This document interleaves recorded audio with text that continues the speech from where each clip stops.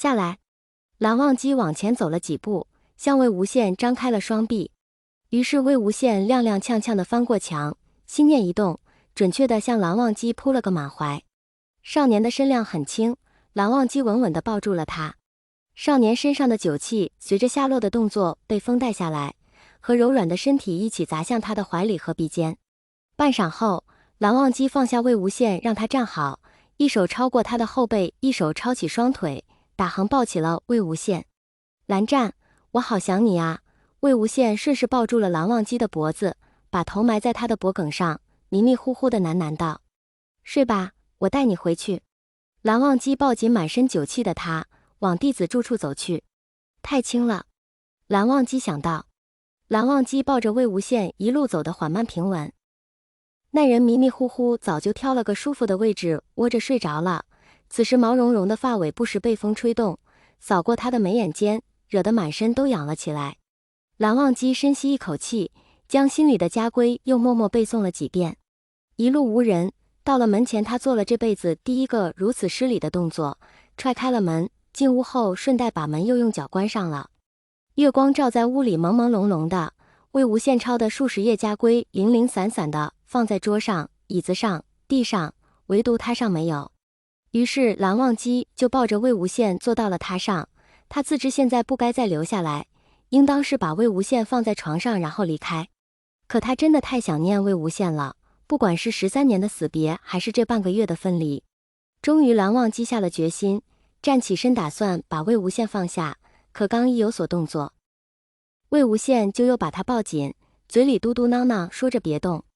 蓝忘机又坐下了，并且一晚上也没再动。太瘦了，蓝忘机若有所思地想到。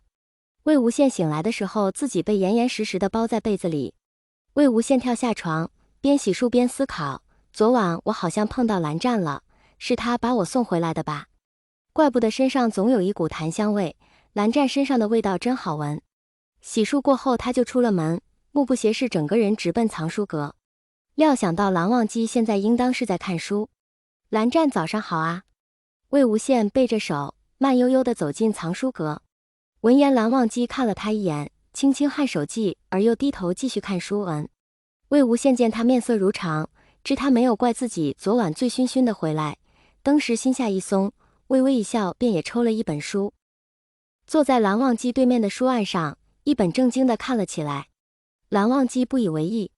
果然不出半个时辰，魏无羡就开始原形毕露，坐也不好好坐，倚在书案上偷偷地瞟着蓝忘机。见蓝忘机看了过来，也不收敛，反而直接拿开了书，直直地看向蓝忘机，唇边扬起笑脸。蓝忘机无奈地摇了摇头，继续看书，可嘴角的弧度却怎么也下不去。那人支撑了没多久就趴在书上睡着了，再醒来时天都快黑了，身上也被披了一件衣服。蓝忘机依旧坐在对面，以同样的姿势看书。蓝湛，我饿了。魏无羡揉了揉眼睛，坐了起来。下山。蓝忘机也站了起来，语气里似乎有些期待地说道。魏无羡被带到了镇上的湘菜馆里，面前是满桌红彤彤的辣菜，只有角落里零星一两个盘子里掺着绿色。蓝湛，也不用点这么多，我吃不下的。魏无羡目瞪口呆，吃不完，带回去。蓝忘机夹了一筷子辣菜放到魏无羡碗里。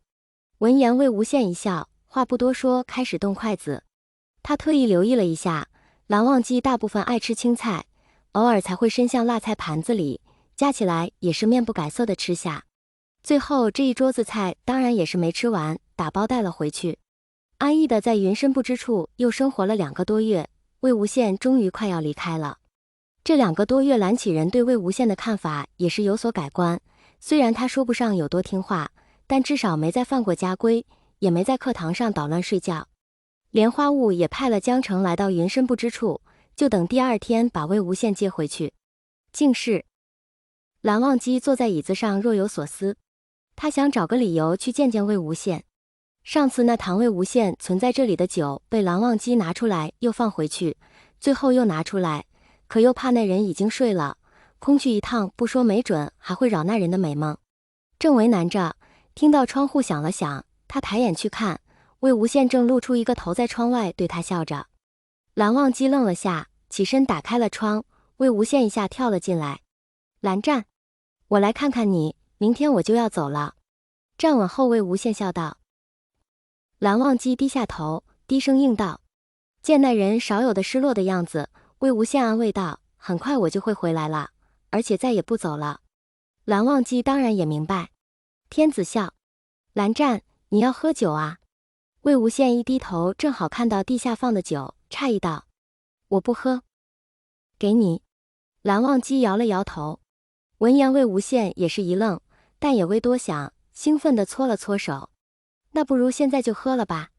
说做就做，蓝忘机从柜子里拿出一个杯子，轻轻起盖给魏无羡倒了一杯酒。魏无羡只负责一饮而尽，末了还意犹未尽地咂咂嘴。于是蓝忘机又给他倒了一杯，魏无羡又喝了下去。